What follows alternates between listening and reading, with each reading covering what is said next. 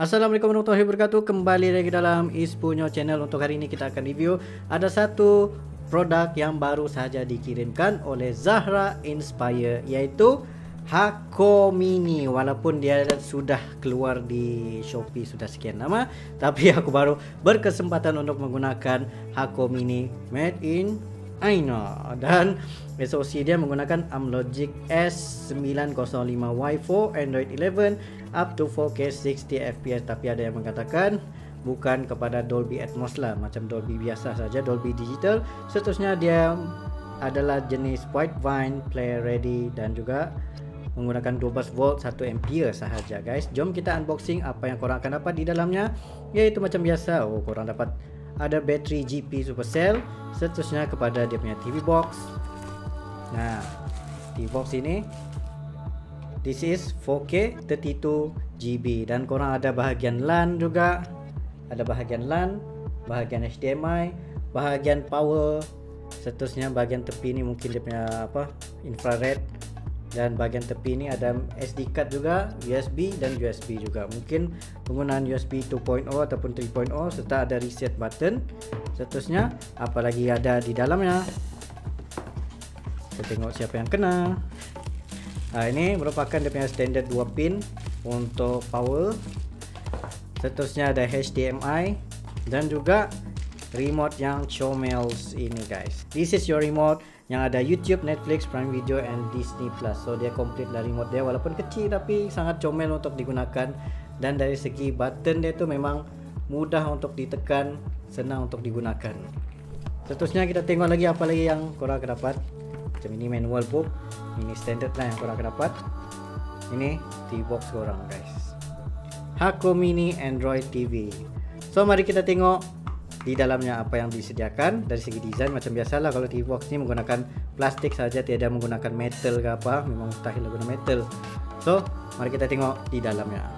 Hako Entry to Smart Life Android TV. Yang ni macam biasa, korang perlu activate dahulu kepada Hako Mini. Tekan dua-dua button ni. Connecting. Connected successfully.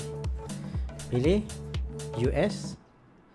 Seterusnya quick setup your TV with your Android phone. Okay, continue.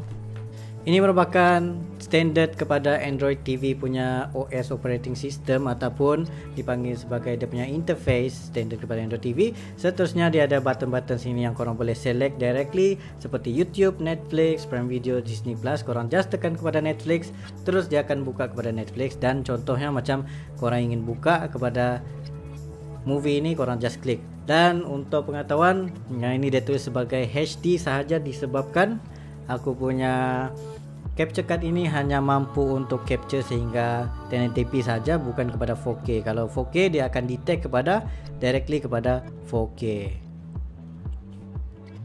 Dan untuk pengetahuan, dia boleh buka sehingga 4K 60fps. Dan seperti biasa, kalau dalam in-apps ni merupakan common program lah yang korang akan dapat, ataupun download sahaja daripada Google Play. Ramai yang tanya kan macam mana untuk mendapatkan apps. Senang saja, korang just tekan kepada apps ni. Seterusnya pergi kepada get more apps, dan seterusnya korang boleh download apa saja yang korang inginkan di dalam ini. Termasuklah ada juga Disney Plus, Spotify, Ichi dan yang lain-lain juga. Sekarang kita akan try untuk menggunakan YouTube di dalam Hako Mini ini, dan ternyata dia mampu pergi sehingga 4K 60fps. Seperti yang korang boleh tengok sekarang ni, video-video yang di display, serta kelajuan lebih daripada 21 megapiksel ke atas dengan hanya menggunakan Wi-Fi only. Dan untuk pergi kepada Dolby Vision, Dolby Atmos itu rasanya tidak pasti sama ada Hako Mini ini support ataupun tidak, tapi banyak lagi apps yang boleh provided. Dan seterusnya seperti biasa, kalau ingin gaming secara cloud, korang boleh menggunakan GeForce Now yang available di Malaysia, tapi perlu connect kepada StarHub Singapore barulah boleh untuk bermain. Tapi malangnya Genshin Impact di ban untuk bermain di dalam korang punya TVOG di mana-mana saja memang tidak dapat. Tapi plenty of gaming korang boleh gunakan dengan menggunakan Hako Mini Cloud GeForce Now Gaming ini guys. Tapi apa kata kalau kita bermain di dalam device ini yang seperti korang boleh lihat di sini macam ada beberapa second dia agak lagging sedikit.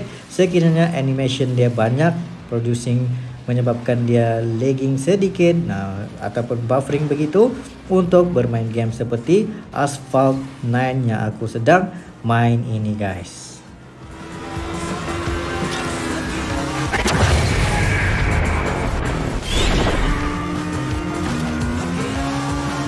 Adakah berbaloi untuk menggunakan Hako Mini device ini? Bagi aku macam bagi korang yang ingin something yang simplified, lepas tu ada penggunaan LAN cable juga, lepas tu dia ada control yang komplit kepada YouTube, Netflix, Prime Video, Disney Plus, memang sangat berbaloi. Tapi untuk bermain game itu agak kurang sedikit lah disebabkan CPU GPU dia tidak boleh angkat sangat untuk gaming. Tapi untuk streaming, untuk 4K begitu memang tiada masalah langsung.